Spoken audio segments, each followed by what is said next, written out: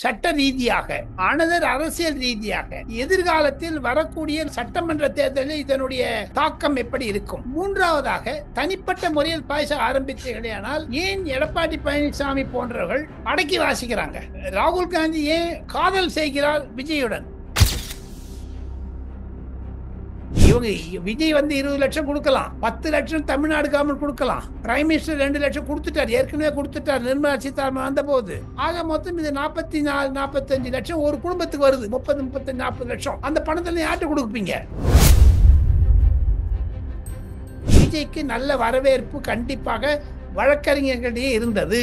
நேற்று இந்த தீர்மானம் சுப்ரீம் கோர்ட் கொடுக்கும் பொழுது 300 வழக்கறிஞர் பரபரப்புடன் இது பற்றி எதிர்பார்த்து கொண்டிருந்தார்கள். ஆக மொத்தம் இந்த ஆர்டர், இந்த சுப்ரீம் கோர்ட் ஆர்டர், திமுகவுடைய எம்பி வில்சன் சொல்வது இது இன்ட்ரீம் ஆர்டர் என்று சொல்லுகிறாரே தவிர, இதன் மூலமாக திராவிட முன்னேற்ற கழக அரசாங்கத்திற்கு பலத்த சவுக்கடி தான் கிடைத்திருக்கிறது சுப்ரீம் கோர்ட்டில். நவம்பர் மாதம் 10 தேதி வாக்கில் அஜய் ரஸ்தோகி முன்னதாக, தலைமை நீதிபதி அஜய் ரஸ்தோகி முன்னதாக, அந்த சிபிஐ டீமுக்கு முன்னதாக விஜய் ஆஜராக போகிறார். அதற்கான எழுத்து மூலம் அப்ரூவல் கிடைச்சிடுச்சு. அவர் சாட்சியம் சொல்ல போகிறார். மறைமுகமாக சொல்ல போனால், ஆதவ் அர்ஜுனா சுப்ரீம் கோர்ட் வாசல்ல இருந்து நிருபர்களை சந்தித்த பொழுது அவர் செந்தில் பாலாஜி பெயரை எடுத்துக்கொண்டார், ஃபார்மர் மினிஸ்டர் என்று. அந்த செந்தில் பாலாஜிக்கும் விஜய்க்கும் நேரடியாக இருக்கக்கூடிய ஒரு சண்டை. திமுக அரசாங்கத்திற்கு இந்த 6 மாதம் மிகவும் கடினமான மாதம். 6வது மாதத்தில் உங்களுக்கு தேர்தல் வர இருக்கிறது. அந்த தேர்தலுக்கு ஒவ்வொரு மாசமும் ஒரு ரிப்போர்ட் கொடுத்தான்னு வச்சுங்க, அது பத்திரிகையில் வரும். செந்தில் பாலாஜி மீண்டும் கைதாவாரா, செந்தில் பாலாஜி மீது இருக்கக்கூடிய தாக்கங்கள் என்ன என்பதை Ajay Rastogi commission of enquiry வெளிச்சம் போட்டு காட்டும். அப்பொழுது திமுகவுடைய கைகள் எல்லாம் கட்டப்பட்டு விடும். மு.க. ஸ்டாலின் 200 சீட் சொல்லிட்டு இருப்பாருங்க, அதெல்லாம் இப்ப 20ல முடிச்சிருங்க, ஒரு சைபர் அடிச்சிருங்க. எப்படி கோயம்புத்தூர் இன்சிடென்ட் பொழுது ஐயா கருணாநிதிக்கு ஒரு இன்னல்கள் வந்ததோ, அதே மாதிரி கரூர் அந்த அத்வானியை கொலை பண்ண பார்த்தாங்க பாருங்க கோயம்புத்தூர்ல 98 99 2000 அந்த மாதிரி சமயத்தை சொல்றேன், 25 வருடங்களுக்கு முன்னதாக. அது மாதிரியான சூழ்நிலை இப்பொழுது வந்திருக்கிறது. இது இயற்கையாக நடந்து விட்டாலும் வேண்டுமென்றே திமுக விஜயை கசக்க பார்த்தார்கள், விஜயை அமுக்க பார்த்தார்கள், விஜயை காது திருங்கினார்கள். விஜயனுடைய காது, அவருடைய மாவட்ட செயலாளர் கைது பண்ணாங்க. எங்க ஒரு அரசாங்கம் ஆதவ் அர்ஜுனாவை கை செய்ய முடியாத அரசாங்கம் எதுக்குங்க? ஒண்ணு இல்லை, இந்த புஷி ஆனந்தி நிர்மல்குமார் ஏங்க அரெஸ்ட் பண்ணல? இதெல்லாம் வைத்து பார்த்தால் திமுக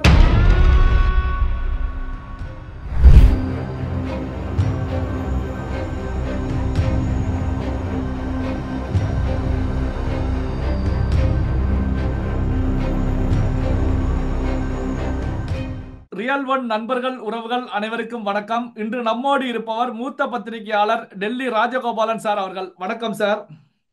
நமஸ்காரம். நமஸ்காரம். வசக்கியம் சார், நேத்து சுப்ரீம் கோர்ட் தீர்ப்பளித்த பிறகு, அதாவது இந்த வழக்கை சிபிஐக்கு மாத்திய பிறகு தற்போதைய நிலையில என்ன சார் நடந்துகிட்டு இருக்கு?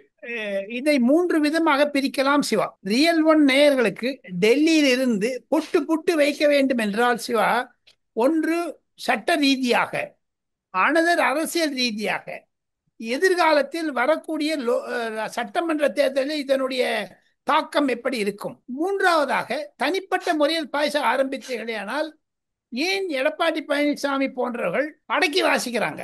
ராகுல் காந்தி ஏன் காதல் செய்கிறார் விஜயுடன்? இதெல்லாம் ஒரு பொலிட்டிக்கலா வரப்போகுதுங்க. அட்மினிஸ்ட்ரேட்டிவ் வைஸா பார்த்தீங்கன்னா, ரியல் ஒன் நேயர்களுக்கு ஒரு சிறப்பு செய்தி. நேற்று அஜய் ரஸ்தோகி என்பவர் உத்தரப்பிரதேசத்திலிருந்து டெல்லி வந்து விட்டார். சீஃப் ஜஸ்டிஸ் கவாய் அவர்கள் அவருடன் பேசி இந்த ஒன் மேன் கமிஷன் 6 மாதத்திற்குள் தங்களுடைய அறிக்கை வர வேண்டும் என்று சொல்லி இருப்பதனால் 2 ஜட்ஜிகள் அவர்கள்லாம் பேசியிருக்காங்க.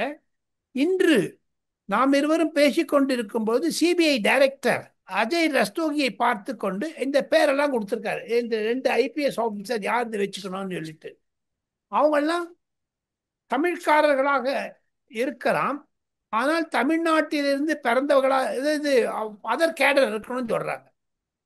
ஹரியானாவில் பிறந்த தமிழர், உத்தரப்பிரதேசத்தில் பிறந்த தமிழ், அந்த மாதிரி எங்க லோக்கல் சாட்சிகள் எல்லாம், அவங்க எல்லாம் விட்னஸ் எல்லாம் செந்தில் பாலாஜி போன்றவர்கள் இந்த ஐபிஎஸ் ஆபீசர்களை எல்லாம் கவர்ச்சி செய்ய முடியாத அளவிற்கு அந்நிய மாநிலத்தவர்களாக இருக்க வேண்டும் என்றுதான் அந்த லிஸ்ட் கொடுத்திருக்காரு. சிபிஐ டைரக்டர் பார்த்துட்டாங்க. இன்னைக்கு சாயங்காலம் அந்த 2 பேர் வந்துருங்க. அதுல அஜய் ரஸ்தோகி சொல்றார் ஒரு பெண் ஐபிஎஸ் ஆபீசர் வேண்டும் என்று. காரணம் என்றால் 41 பேர்களில் பாதி பேர் பெண் தான் மறைந்திருக்கிறார்கள். அவர்களுக்கு இருக்கக்கூடிய பிரச்சனைகள் பெண்கள் ரீதியாக இருக்கக்கூடிய சொத்து விஷயம். இப்போ ஒரு குடும்பத்தில் ஒரு இழப்பு ஏற்பட்டால் அது சொத்து தகராறுல போய் முடியும். இவங்க விஜய் 20 லட்சம் கொடுக்கலாம், 10 லட்சம் தமிழ்நாடு கவர்மெண்ட் கொடுக்கலாம், பிரைம் மினிஸ்டர் 2 லட்சம் கொடுத்துட்டார், ஏற்கனவே கொடுத்துட்டார் நிர்மலா சீதாராமன் வந்த போது. ஆக மொத்தம் இது 44-45 லட்சம் ஒரு குடும்பத்துக்கு வருது. 30-35-40 லட்சம். அந்த பணத்துல யார்கிட்ட கொடுப்பீங்க? ஹஸ்பண்ட் கிட்டயா, குழந்தை கிட்டயா? அந்த மாதிரிலாம் இருக்கிறதுனால ஒரு பிரச்சனைகள்லாம் அது பேசச்ச ஒரு பெண் அதிகாரி வேண்டும் என்று கேட்கிறார்கள். இதுதாங்க டெல்லியில் நடக்கிறது. சட்ட ரீதியாக நான் சொல்லிவிட்டேன். அரசியல் ரீதியாக பார்த்தால் விஜய்க்கு நல்ல வரவேற்பு கண்டிப்பாக வழக்கறிஞர்களிடையே இருந்தது. நேற்று இந்த தீர்மானம் சுப்ரீம் கோர்ட் கொடுக்கும் பொழுது 300-400 வழக்கறிஞர் பரபரப்புடன் இது பற்றி எதிர்பார்த்து கொண்டிருந்தார்கள். ஆக மொத்தம் இந்த ஆர்டர், இந்த சுப்ரீம் கோர்ட் ஆர்டர், திமுகவினுடைய எம்பி வில்சன் சொல்வது இது இன்ட்ரீம் ஆர்டர் என்று சொல்லுகிறாரே தவிர இதன் மூலமாக திராவிட முன்னேற்ற கழக அரசாங்கத்திற்கு பலத்த சவுக்கடி தான் கிடைத்திருக்கிறது சுப்ரீம் கோர்ட்டில் இருந்து. அதே நேரத்துல திமுகவுடைய வழக்கறிஞர் வில்சன் அவர்களை பொறுத்த வரைக்கும் இது தற்காலிகம் தான், இப்போ நீதிமன்றம் கொடுத்தது அப்படிங்கிற தகவல்களை முன் வச்சிருக்காங்க. இதை எப்படி சார் புரிந்து கொள்வது? எல்லா வக்கீலுங்களுமே சார் தோத்து போயிட்டாங்கன்னா அந்த கேஸ்ல அவங்களுடைய சாட்சிக்காரங்களுக்கு, அவங்களுடைய கட்சிக்காரங்களுக்கெல்லாம், அதாவது அவங்களுடைய கிளைண்ட், இப்ப பாருங்க வில்சன் மு.க. ஸ்டாலினுக்கா அப்பீரான தமிழ்நாடுக்கு அவனுக்கு சப்பக்கட்டு கட்டி ஆகணும். இதை வருதுன்னு சொல்லிட்டு இருப்பாங்க. 2 சைட்ல வக்கீலுடைய எப்பவுமே இது இன்ட்ரி மாடுன்னு சொல்ற வழக்கம் உண்டு. அந்த மாதிரி வில்சன் பேசி இருக்கிறாரோ தெரியவில்லை. ஆனால் இன்று சமூக வலைத்தளங்களில் வில்சனை பிடித்து தோலை உரிச்சு விட்டுருக்காங்களே, அந்த ஆர்டர் காப்பி போட்டு காமிச்சதுல இதுதானே ஒரு நல்ல திருப்பம். தொலைக்காட்சிகள் வில்சனை சொன்னாலும் சமூக வலைத்தளங்கள் வில்சனுடைய ஒரு ரியல் உருவத்தை காண்பித்து விட்டார்களே. வில்சன் சொல்லுவது தவறுக்கு, அதாவது பொய் என்று சொல்லி விட்டார்களே. அது பர்மனன்ட் ஆர்டர் என்பதை சொல்லிக்க. இப்போ அஜய் ரஸ்தோகி போட்டிருக்காரு, சிபிஐ இப்போ இன்ட்ரி ஆர்டர் ஃபைனல் ஆர்டர்ல வித்ட்ரா பண்ணுவாங்களா? ஒரு கேஸ் 41 செத்து போயிருக்காங்க. அதுக்கு மாநில அரசாங்கமும் விசாரிக்கணும், மத்திய அரசாங்கமும் விசாரிக்கிறது. என்னங்க இது? யாரை கேட்டு அந்த 1 மேன் கமிஷன் போட்டாங்க? போட்டு சொல்லிச்சா? சீஃப் மினிஸ்டரே போட்டாரு. அவருக்கு அன்னைக்கு ராத்திரி போயிட்டு வந்து தான் அவருக்கு பிளஸ் பாயிண்ட். தவிர விஜய் அவர்கள் கண்டிப்பாக இதை அரசியலாக்கி விட்டார். விஜய் அவர்களுக்கு பல முறையில் சொல்ல போனால் விஷயம் தெரிந்திருக்கிறது, அரசியலை கற்றுக்கொண்டு விட்டார். கரூரில் கிடைத்த பலத்த அடி காரணமாக அவருக்கு விழிப்புணர்ச்சி வந்து விட்டது. இனி அவர்கள் தமிழ் வெற்றி கழகத்தினுடைய நிர்வாகிகள் பஸ் மேல போறதோ அந்த பாட்டு பாடுறதோ எல்லாம் நிறுத்திப்பாங்க. சார், இப்போ வில்சன் அவர்களை பொறுத்த வரைக்கும் இங்க சிபிஐக்கு கொடுக்கப்பட்டாலும் அதே நேரத்தில் சுப்ரீம் கோர்ட்டுடைய ரிட்டையர்ட் ஜஸ்டிஸ் மூலமாக ஒரு டீம் எஸ்ஐடி ஃபார்ம் செய்யப்பட்டாலும் இங்க 1 மேன் கமிஷனும் விசாரணை மேற்கொள்ளும் அப்படிங்கிற கருத்துக்களை முன்வைக்கிறாங்களே சார். போய் 1 மேன் ஃபைல் எல்லாம் கொடுக்க சொல்லிட்டாங்களே, அந்த ஆர்டர்ல இருக்குதுங்களே. அவங்க இது வரைக்கும் விசாரிச்சதெல்லாம் இனிமேல் அதை தவிர அங்க இருக்கக்கூடிய அந்த பசாரியா என்பவரை இங்க சிபிஐ நாங்க சாட்சியா கொண்டு வந்துட்டு அவர் சொன்னதெல்லாம் கண்டுபிடிச்சதெல்லாம் எங்ககிட்ட சொல்லுன்னு சொல்லிட்டாங்களே.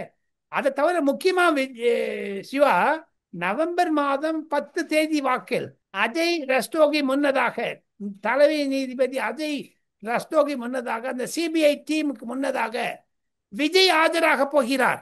அதற்கான எழுத்து மூலம் அப்ரூவல் கிடைச்சிடுச்சு. அவர் சாட்சியம் சொல்ல போகிறார். நான் பேசிக்கொண்டு இருக்கும் போது தான் என்ன பார்த்ததை எல்லாம் வர்ணிக்க இருக்கிறார். இது மறைமுகமாக சொல்ல போனால் ஆதவ் அர்ஜுனா சுப்ரீம் கோர்ட் வாசல்ல இருந்து நிருபர்களை சந்தித்த பொழுது அவர் செந்தில் பாலாஜி பெயரை எடுத்துக்கொண்டார், ஃபார்மர் மினிஸ்டர் என்று. அந்த செந்தில் பாலாஜிக்கும் விஜய்க்கும் நேரடியாக இருக்கக்கூடிய ஒரு சண்டை அது வெளியே வரும்.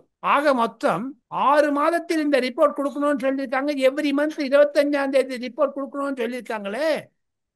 தமிழக அரசாங்கத்திற்கு திமுக அரசாங்கத்திற்கு இந்த 6 மாதம் மிகவும் கடினமான மாதம். 6வது மாதத்தில் உங்களுக்கு தேர்தல் வர இருக்கிறது.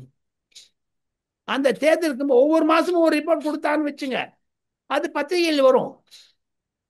செந்தில் பாலாஜி மீண்டும் கைதாவாரா, செந்தில் பாலாஜி மீது இருக்கக்கூடிய தாக்கங்கள் என்ன என்பதை Ajay Rastogi commission of enquiry வெளிச்சம் போட்டு காட்டும். அப்பொழுது திமுகவுடைய கைகள் எல்லாம் கட்டப்பட்டு விடும். சார், இப்போ மாசம் மாசம் ரிப்போர்ட் அங்க சப்மிட் பண்றாங்க, 6 மாத காலம் பண்றாங்க அப்படின்னா தேர்தல் நெருங்கக்கூடிய சமயம் இது திமுகவுக்கு தேர்தல் களத்துல எப்படி சார் இருக்கும்? பாதகமாகத்தான் இருக்கும், மிகவும் இன்னலாக இருக்கும். மு.க. ஸ்டாலின் 200 சீட் சொல்லிட்டு பாருங்க, அதெல்லாம் இப்ப 20ல வந்து முடிச்சிருங்க, ஒரு சைபர் அடிச்சிருங்க. சரி, இப்போ திமுகவை பொறுத்த வரைக்கும் லீடிங் லாயர்ஸ்களை தான், மூத்த வழக்கறிஞர்களை தான் அங்க வந்து களத்துல இறக்கி விட்டுருந்தாங்க. அபிஷேக் மனு சிங்வி, அதே இடத்துல முகில் ரோகத்வி போன்ற லீடிங் லாயர்ஸ்கள், அதாவது கோடிக்கணக்கில் சம்பளம் வாங்கக்கூடிய லாயர்களை தான் இறக்கி விட்டாங்க. அப்படி இருந்தும் அங்கு வந்து தோல்வி அடைவதற்கு, செட்பேக் ஆகுவதற்கு என்ன சார் காரணம்? 2 காரணம். ஒன்று, விஜய் அவர்கள் அரியமா சுந்தரம் என்று சொல்லக்கூடிய வக்கீல், கோபால சுப்பிரமணியம் என்று சொல்லக்கூடிய வக்கீல், ராகவாச்சாரி போன்ற வக்கீல், விஜய் தரப்பிலிருந்து இந்த 3 தமிழ் வழக்கறிஞர்கள் ஆஜரானார்கள். திமுக வட இந்தியர்களை நினைத்துத்தான் தவறாக போனது. சிவா சார், அதுல அபிஷேக் மனு சிங்வியை பொறுத்த வரைக்கும் காங்கிரஸ்காரர் அப்படின்னு சொல்லப்படுது. ஏற்கனவே திமுகவுக்கும் காங்கிரஸுக்கும் இடையில கூட்டணியில தொடருமா அப்படிங்கிற கேள்விகள் இருந்துகிட்டு இருக்கு. இந்த விஷயங்கள் கூட அங்க ரிஃப்ளெக்ட் ஏதாவது ஆயிருக்குமா சார்? கண்டிப்பாக இருக்கும். இது காங்கிரசுக்கு வெற்றியாகத்தான் நான் பார்க்கிறேன். அபிஷேக் மனு சிங்கிக்கு தோல்வி அடைந்தாலும் ராகுல் காந்தி கரூர் வர இருக்கிறார். ராகுல் காந்தி விஜயை சந்திப்பார். அப்பொழுது திராவிட முன்னேற்ற கழகத்தில் இருந்து திமுக காங்கிரஸில் இருந்து வெளியே வருமா, காங்கிரஸ் திமுக வெளில வருமா என்ற ஒரு இன்னல்கள் வர ஆரம்பித்து விட்டது. இனி வரக்கூடிய நாட்களில் காங்கிரஸ் எப்படி பீகார் எலெக்ஷனில் தேஜஸ்வி யாதவ் லாலுவின் மகனை ஒதுக்குகிறார்களோ, அதே மாதிரி காங்கிரஸ் தலைமை, மத்திய காங்கிரஸ் தலைமை மல்லிகார்ஜுன் கர்கே, கே.சி. வேணுகோபால், ராகுல் காந்தி, சோனியா காந்தி, பிரியங்கா காந்தி போன்றவர்கள் தமிழகத்தில் இருந்து இருக்கக்கூடிய காங்கிரஸ்காரர்கள் அழுத்தத்தில் இருக்கிறார்கள். தமிழக காங்கிரஸ்காரர்கள் சோர்வது, செல்வ பெருந்தகை தவிர மற்ற அனைவரும் திமுக வந்து வெளியே வர வேண்டும், விஜயுடன் போக வேண்டும் என்று. ஏன்னா அவர் வந்து 70 சீட் தரேன்னு சொல்றாரு. விஜய் டிவிக்கே காங்கிரஸுக்கு 70 சீட்டா சார்? ஆமா. வேற டிஎம்கே வந்து காங்கிரஸுக்கு 30-35 சீட் கூட தரலைங்கிறாங்க. இதை பாருங்க, இப்ப திமுக முதல்ல இருந்த வேடிக்கையெல்லாம் போச்சு. திமுகவுக்கு முதல்ல பொதுமக்கள் இருந்த அனுபவம் இப்ப விஜய்க்கு அனுதாபம் அதிகமாக வரவே விஜய்க்கு 70 சீட் கொடுத்தாங்கன்னா காங்கிரஸ் நிஜமா 35-40 சீட் ஜெயிக்குங்க. சார், இப்போ இந்த சிபிஐக்கு மாற்றப்பட்ட பிறகு இப்போ வந்து பாத்தீங்கன்னா டிவிகே பொறுத்த வரைக்கும் மக்கள் மத்தியில் ஒரு எழுச்சி பெற்றிருந்தது. இந்த இன்சிடென்ட்டுக்கு பிறகு டிவிகே வந்து கொஞ்சம் பின்தங்கிய நிலையில தான் இருந்தாங்க, அமைதியாக இருந்தாங்க. இந்த சிபிஐக்கு மாற்றப்பட்ட பிறகு இப்ப டிவிகே எப்படி சார் இருக்கு, எப்படி மக்கள் பார்ப்பாங்க? பொதுமக்களிடமே அனுதாப அலை கண்டிப்பாக இருக்கிறது. விஜய்க்கு ஆதரவாகத்தான் இருக்கிறது களம். காரணம் என்ன என்று கேட்டால், விஜய் அப்பா ஒரு ஆங்கிலத்தில் சொல்லுவார்கள் சைலன்ஸ் இஸ் கோல்டு அப்படின்னுட்டு. மௌனமாக இருந்தால் அதுவே தங்கம். இவர் மௌனமா 15 நாள் 20 நாள் மௌனமா இருந்துட்டார். ஒரு மாசம் கிட்டத்தட்ட மௌனமா இருந்துட்டார். இப்போ 17ஆம் தேதி போறாரு கரூருக்கு. அப்ப போகும்போது ஒன்றும் பேச மாட்டாரு. இப்ப சுப்ரீம் கோர்ட்ல இருந்து வந்துட்டதுனால மீதி பாருங்க, எடப்பாடி பழனிசாமி போன்றவர்கள் கூட அதிகமான கருத்து தெரிவிக்கவில்லை. பாருங்க, பொறுத்திருந்துதான் பார்க்க வேண்டும் என்று நினைக்கிறார்கள். காரணம் ஒருவேளை காங்கிரஸ் பக்கம் விஜய் போயிட்டாருன்னா அது அதிமுகவிற்கு பின்னடை வரும் என்று தான் எடப்பாடி பழனிசாமி போன்ற தலைவர்கள் எண்ணுகிறார்கள் டெல்லியில். அதுதான் எனக்கு கிடைக்கக்கூடிய செய்தி. சார், இப்போ இந்த இன்சிடென்ட்டை பொறுத்த வரைக்கும், இந்த கரூர் இன்சிடென்ட்டுக்கு பிறகு, இந்த கரூர் இன்சிடென்ட் தான் திமுகவுக்கு பெரிய செட்பேக்கை உருவாக்கி இருக்கிறது. அதாவது கரூர் இன்சிடென்ட்டுக்கு பிறகு இந்த சிபிஐ மாற்றம் தான் ஒரு செட்பேக்கை உருவாக்கி இருக்கிறது அப்படின்னு எடுத்துக்கலாமா சார் 2026 தேர்தலில்? ஆமாம், 26 தேர்தலுக்கு இது ஒரு கரும்புள்ளி ஆகிவிட்டது. எப்படி கோயம்புத்தூர் இன்சிடென்ட் பொழுது ஐயா கருணாநிதிக்கு ஒரு இன்னல்கள் வந்ததோ, அதே மாதிரி கரூர் அந்த அத்வானியை கொலை பண்ண பார்த்தாங்க பாருங்க கோயம்புத்தூர்ல 98, 99, 2000 அந்த மாதிரி சமயத்தை சொல்றேன், 25 வருடங்களுக்கு முன்னதாக. அது மாதிரியான சூழ்நிலை இப்பொழுது வந்திருக்கிறது. இது இயற்கையாக நடந்து விட்டாலும் வேண்டுமென்றே திமுக விஜயை கசக்க பார்த்தார்கள், விஜயை அமுக்க பார்த்தார்கள், விஜயை காது திருங்கினார்கள். விஜயனுடைய காது, அவருடைய மாவட்ட செயலாளர் கைது பண்ணாங்க. எங்க ஒரு அரசாங்கம் ஆதவ் அர்ஜுனாவை கை செய்ய முடியாத அரசாங்கம் எதுக்குங்க? ஒண்ணு இல்லை, இந்த புஷி ஆனந்தி நிர்மல்குமார் ஏங்க அரெஸ்ட் பண்ணல? இதெல்லாம் வைத்து பார்த்தால் திமுக பயந்துகிறது.